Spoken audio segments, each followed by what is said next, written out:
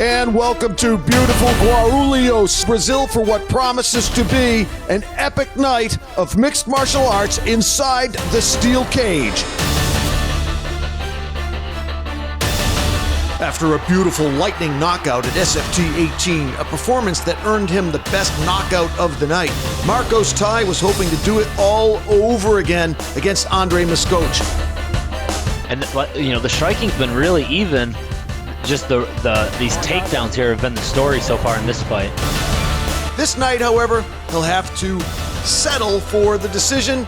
Nonetheless, it's a win. He moves to 6-1. Ironically, with the last name Ty, it was the wrestling that got it done for him tonight. Andre Muscoch picking up his first loss. Things look very good for Marcos Ty at flyweight. After beating Gaisa Fagundes with punches in her debut fight, Baiana Streets Ruas definitely had the fight bug. She was going in against a very tough Rondonia Fernanda servalho. Oh, great tip there. Oh, wow, Ruas back to the feet in the final 10 seconds. Baiana Ruas was able to pile up enough points. This one was for her family. She was not going to lose, walks away with the decision, protects her undefeated record, and moves to 2-0 at strawweight. Going into this bantamweight tilt, Helio Nunez knew that his opponent, Fernando Henrique, had knocked out his first two opponents, and Nunes had game planned for that and came out strong, most likely winning the first round. Nunez with the takedown, very good striking to start the round. Yeah, and I'm sure Bad Time knew he wanted to get this fight to the ground. He did a good job defending these takedowns for a while, but Nunez just not letting up, just eventually working, getting the takedown, almost getting this guillotine here where Bad Time, almost lost his shorts. However, Fernando Bad Time Henrique showed exactly why they call him Bad Time. Started pulling ahead. Oh, flying knee there from Bad Time. Wow. Probably the hardest shot of the fight so far. It was enough for the judges. He pulls out his third victory and remains undefeated in the bantamweight division.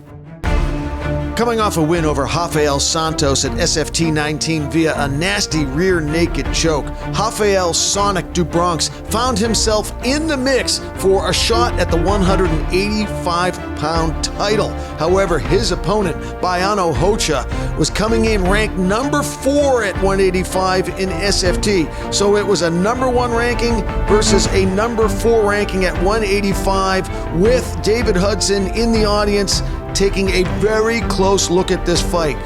Biggest height differential belonged to these middleweights for sure. Rafael coming in at 5'9", Baiano Hocha at 6'3". No doubt he had the reach advantage as well. Despite a great first round for Sonic, Rafael just couldn't pull it out this night. Baiano Hocha showed why he's 10-3, moves to 11-3 with this nasty choke. Watch how fast Rafael is forced to tap out. Baiano Hocha now definitely moving up in the rankings. He started this fight ranked number 4 in middleweight in SFT. We'll see where he comes in now. Ranked number 1 in the SFT light heavyweight division and riding a 7-fight winning streak, Acacio came into his fight against Tyago with 6 knockouts and plenty of confidence. Buddha was game, but in the end, Acacio had too many weapons. Buddha's in trouble! Big trouble! Ooh. Pequeno doing a really good job staying patient. He's not rushing in. Buddha's still dangerous, but he's in a very bad spot right now. He used his height and reach advantage to win each round unanimously. Just a thing of beauty, as you so eloquently said, Billy. He looks like a surgeon in there, operating with precision strikes. Look for big things for Acacio at 205. There was a lot of hype coming into the lightweight Xtreme title fight at SFT 26. Left hand there from Muniz. Calls him in, and Muniz says okay. Here. Oh, Muniz working him. Wagner Mangaba, considered one of the best strikers in America and current Pan-American champion in Muay Thai, had 50 wins in the sport. His opponent, Marcilio Muniz, is also a very feared striker with 24 victories in Muay Thai. 13 of those wins were in a row. So the stage was set for an epic showdown by Mangaba, the number 1 ranked SFT lightweight, and Muniz, the number 2. Yeah, this is not Mangaba's fight, man. This is not where he wants to be. Ooh. Either guy can get knocked out here, but I like what Munoz is doing. Backs him up against the cage, kind of bullying him a little bit. The fight lived up to the hype, and in the end, the Black Lion was just too much for Mangaba. Muniz gave away only 1 round out of 5, sending a marker out to the rest of the lightweights in SFT. The winner, by unanimous decision, and new champion, Marcilio the Black Lion Muniz. And also putting the Xtreme lightweight belt around his waist.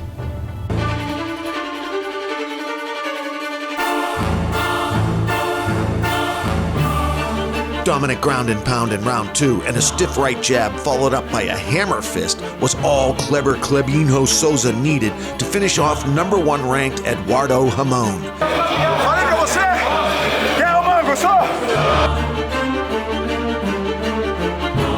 Oh, the right hand, it's over! Wow. It's over! It was the right hand, Billy! Cleber's aggressive style, coupled with his southpaw stance, had Ramon fighting off his heels all night long. The champion! Cleber Sousa by knockout at 241 in the 3rd round. No doubt the champion will feel this win puts him in the front row for the next middleweight title shot.